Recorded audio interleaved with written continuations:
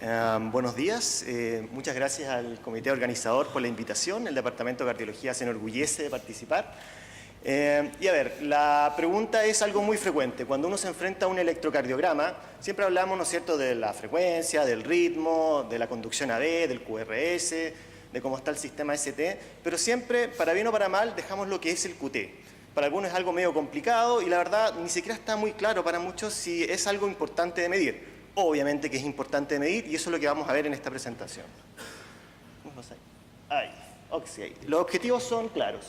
¿Qué es el segmento QT? ¿Por qué es importante medirlo? ¿Y cómo lo vamos a hacer?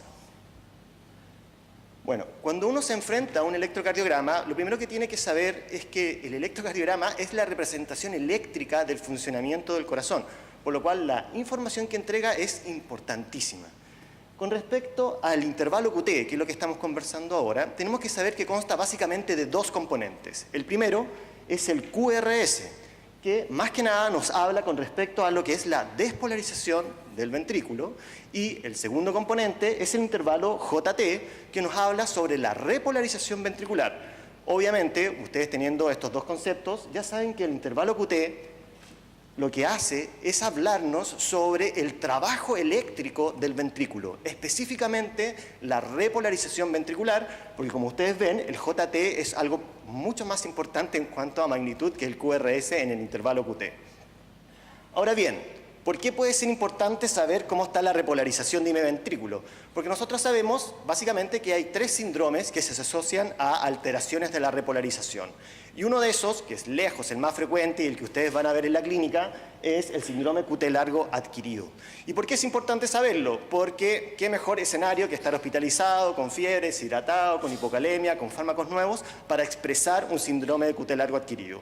¿Y por qué es importante? Porque, bueno, estos pacientes no se quejan de palpitaciones, ni te van a decir que tienen dolor de cabeza, ni van a tener un rash. Estos pacientes, tú les vas a controlar los signos vitales y van a estar muertos. ¿Por qué? Porque hacen arritmias ventriculares polimorfas, llamadas torsión de punta, que es la que ustedes están viendo ahí arriba, que no es una arritmia tolerada clínicamente. El paciente que presenta una torsión de puntas o pierde la conciencia rápidamente, se va al suelo, si no se reanima es una muerte definitiva y segura.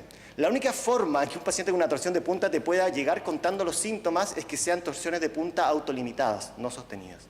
¿Ok? Por eso es importante medir el segmento QT. Ahora bien, tres conceptos básicos que tenemos que saber del segmento QT. Una, que no mide lo mismo durante el transcurso del día, sino que tiene una evolución circadiana. El QT de la mañana es distinto del QT de la noche, es distinto al QT que tú tienes cuando estás realizando un esfuerzo. Lo otro es que existe una dispersión normal de los valores de QT dentro del mismo electrocardiograma de una persona. Si tú usas para medir QT V5 y lo comparas con ABF, va a haber siempre una dispersión. Y se sabe que esa dispersión puede ser hasta 60 milisegundos, porque más que eso también es un factor de riesgo de muerte súbita e independiente. Ahora, para no enredar más el asunto, ¿cuáles son los valores normales para un hombre? Hasta 450 milisegundos y para mujer hasta 460 milisegundos. Probablemente depende de donde ustedes busquen la información, van a encontrar valores ligeramente distintos y siempre se habla de que hay más o menos 15 milisegundos de variabilidad. Ahora, ¿cómo vamos a hacer la medición? Lo que se está más en boga actualmente es que tú tienes que hacer la medición en V2 y en V3. Antiguamente se decía que era V5. Se decía, ¿y por qué se decía que era V5? Porque es donde mejor se ve el segmento QT, y eso es verdad. Pero el QT no tiene que ser medido donde mejor se vea, tiene que ser medido donde sabemos que es más largo. Y el QT siempre es más largo en las derivadas V2 y V3. Ahora, si tienes alguna interferencia importante con la onda U, ya vamos a apurar, tienes que saber que en ABR y en ABL es donde menos interferencia hay. Hola. ¿Desde dónde se mide? Y esto tal vez lo más importante de la presentación, tienes que saber que se mide desde el inicio del QRS, haya o no haya onda Q. Si no haya onda Q, se mide desde el inicio de la onda R y se mide hasta el final de la onda T, pero no donde termina la onda T, sino de la tangente de la mayor pendiente de desaceleración de la onda T. ¿Okay? Después vamos a ver, al final vamos a ver un poco por qué es importante eso. ¿Okay? Y recordar que el QT siempre debe ser corregido según la frecuencia cardíaca, porque ya dijimos, el QT es dinámico. Y lo que se ocupa es la fórmula de Bassett, que viene de los años, ¿no es cierto?, 1920. Ahora, si a ustedes no les importa esto y encuentran que es muy enredado y que esto es para ingenieros de la NASA, lo que tienen que saber es que el QT, la regla del medio, La regla del medio dice que el QT nunca debe ser mayor a la mitad del segmento RR precedente. Como en este caso, por ejemplo, que claramente el QT mide, ¿no es cierto?, menos de la mitad del segmento RR. En este caso, el QT mide más de la mitad del segmento RR y eso rápidamente tiene que hacerte a ti pensar que el QT está prolongado. Sigamos. Y esto para terminar, aquí, tal vez por el tiempo, vámonos a este gráfico que está acá.